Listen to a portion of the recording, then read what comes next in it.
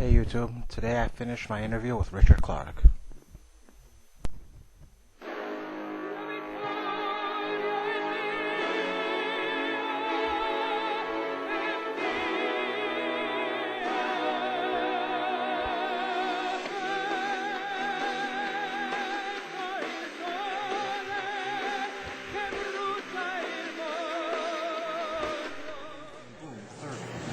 I see.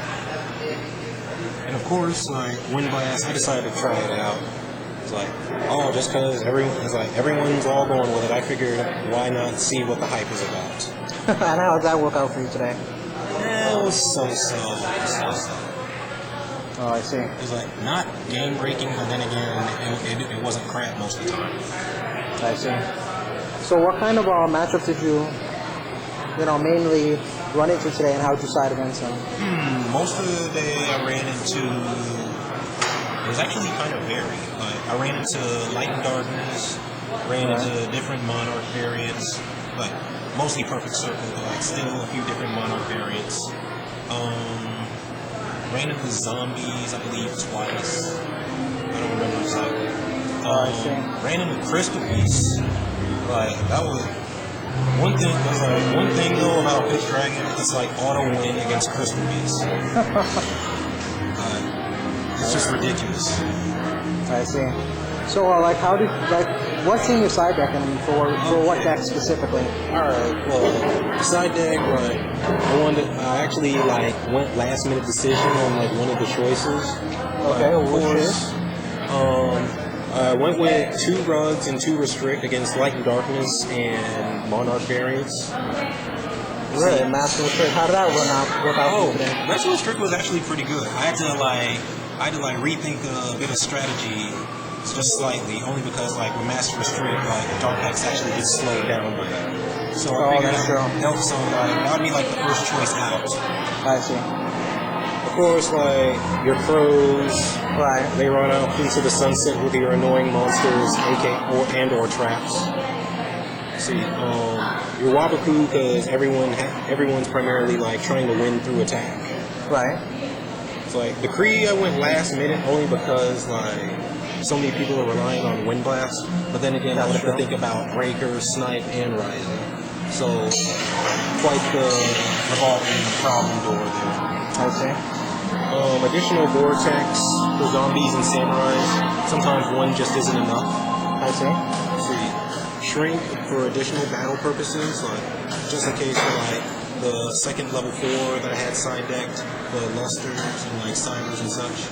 I see. And also Dragon. Say they want to bring out Jinzo or some other few monster to try and run over Dragon. I see. It wouldn't be in here for this, only because I don't really see too many monsters trying to run this over. Yeah, I don't think no one's gonna run that over by battle. Seriously. And of course, the fusion deck. The pimp stick that is King Dragon. Funny how so many people ask me what this does. And just for clarification, anyone who's wondering who's watching this, what does it do exactly? Alright, basically as long as it's face up, the opponent cannot target any face-up dragon-type monsters with spells, traps, or monster effects, including itself because it's a dragon. Additional, once per turn, you can special summon any dragon from your hand. Oh, I see. So basically that just shuts off Ryza, shuts off Ring Blast, shuts off Sap Armor, they still run it. Sakuretsu Armor. I see. Basically. Nice. Brain Control, Soul Exchange, the like. And then Cyber Twin, only because say some of the time I'll end up with a crap hand and the pieces to Dragon or the Dragon are already out and both Cybers are still in. I might have to get that. I might have to get that once in a while, just because. Right. I mean, who doesn't like a 2800 attack double strike? That's true. And of course, Fifth Dragon itself, 5,000 attack, 5,000 defense. How often do you see? How often does this deck use its monsters? Is it every game? Is it really consistent, or do you struggle to bring them out? If my opponent has a really, really good hand and really good tempo going, then I would have to bit and piece my way back. I see. But if it's back and forth, then fusing is no problem. Even with just one mirror. Oh, I see. Because I tried to like lower down on like dead weight. I see. Usually I would run 2 only at like locals and such. But like I figure 1 mirror, 1 faith is good. Oh, I see. Alright, cool. So is there any other key elements of the deck you wanted to point out? Or? Of course, like I find it's like being that I run this deck type for like so long. In case anyone's wondering how long, I would say, let's see, it is now December, 4 years and 3 months. That you've been running dragons? Dragons as a whole, yes. Wow.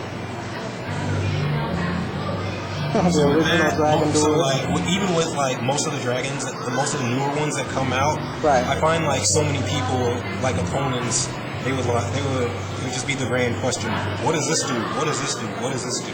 Right. I have no problem letting them look at it. There's no problem. There's no problem to me. Oh, I see.